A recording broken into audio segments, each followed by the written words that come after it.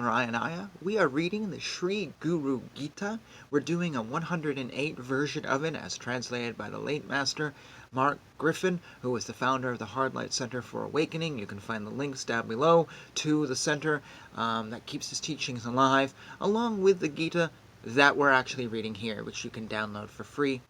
So here we go. We are starting with verse number 47. Residing in the center of the 1,000 petals is a divine triangle formed by the Sanskrit alphabet with the letters A, Ka, and Tha at each point. One should meditate on the Guru's 2 lotus feet, which are Ham and Sa, in the center of the sacred triangle. In the early morning, call on the Guru and meditate on the peace within his eyes. See him seated in the white lotus of the Sahasrar, with the 2 arms granting boons and fearlessness. In the heart is a cave the size of a thumb, which is the seat of the causal body. Listen, and I shall speak to you of the meditation on this form of consciousness. Seated upon a throne in the center of the heart lotus is the Guru, effulgent and luminous like the crescent of the moon. In one hand he holds the book of knowledge, while his other hand showers boons. One should meditate upon the Guru's divine form. The seat of the Guru resides in the center of the heart space, shining like a perfect crystal. Meditate on the Guru who eternally bestows bliss and is higher than the highest. The Guru is beyond any description whatsoever. No imputed terms can describe him. Thus the Vedas say, Neti, Neti. He is not this, he is not that.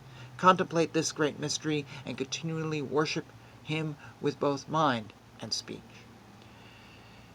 Whether it moves or is stationary, whether it is sentient or insentient, it is all part of the great mandala of the ocean of consciousness. I bow to you, my Guru, who expresses the state of samadhi that spontaneously knows this truth. Thus the Guru reveals, I am unborn, I am ageless, beginningless, and deathless. I am smaller than the smallest and larger than the largest. I move and move not. I am far as well as near. I am inside everything and outside everything all at once.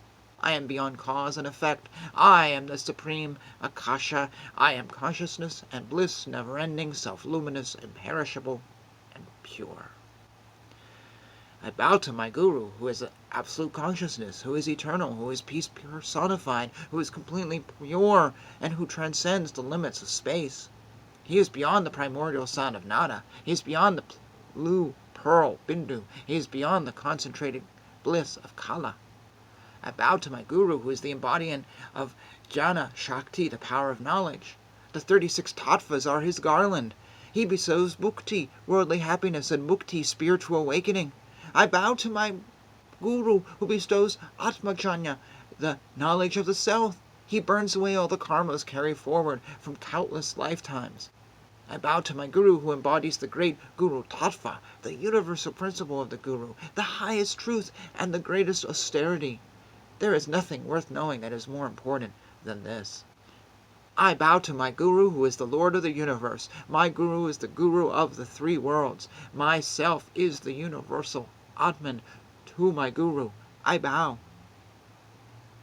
The Guru, the first impulse of creation, is eternal and without end. He is without question the supreme of all deities. Nothing exists which is greater than he. To my Sadguru I bow. Merely recalling my Guru, knowledge arises spontaneously. Remembering him brings all attainments automatically.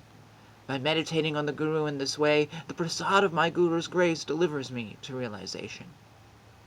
I bow to my Guru, who is the infinite ocean of consciousness, beyond perception, beyond duality, beyond the 3 gunas and all formation. He is the embodiment of the bliss of Brahman and the bestower of ultimate happiness.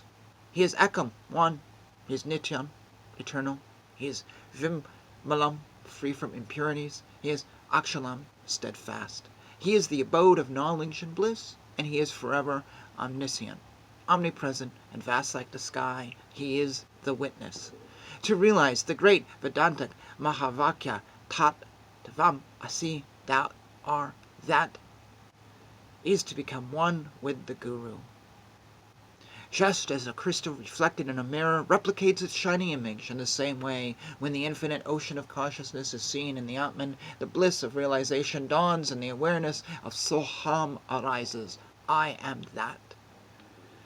By following the Guru Margena, the path of the Guru, and meditating upon him, one obtains jhana, knowledge, as well as vijnana, insight. There is nothing greater than the Guru. By following the Guru's path, one's mind becomes purified. Thus one is then able to detach from the transitory objects of the world and be free from the binding influence of false identification. By following the Guru Margana, one attains the highest goal, the realization of the bliss of Atman. This is generated through prasad, the gift of the Guru's grace. I remember my Sri Guru, who is the Supreme Brahman. I speak of my Sri Guru, who is the Supreme Brahman. I bow to my Sri Guru, who is the Supreme Brahman. I worship my Sri Guru, who is the Supreme Brahman. To the eternal Sri Guru I bow. He is bliss incarnate, exuding joy. His countenance radiates ecstasy. He is awake with knowledge of his own self. The yogis worship him as their Lord. With the precision of a surgeon, he extricates us from the wheel of cyclic existence. I bow to the Guru who embodies Lord Bhairava, constantly revealing the 5 functions of creation, maintenance, dissolution, concealment, and the bestowal of grace. We're going to pause here.